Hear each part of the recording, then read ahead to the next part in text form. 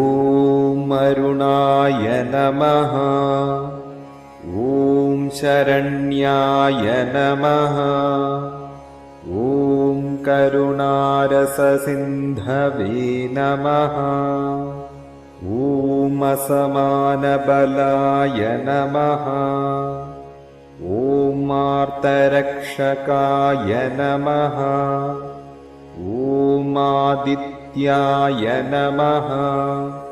ॐ आदिभूताय नमः। ॐ अखिलागमवेदिने नमः। ॐ अच्युताय नमः। ॐ अखिलज्ञाय नमः। ॐ अनन्ताय नमः। ॐ इनाय नमः। ॐ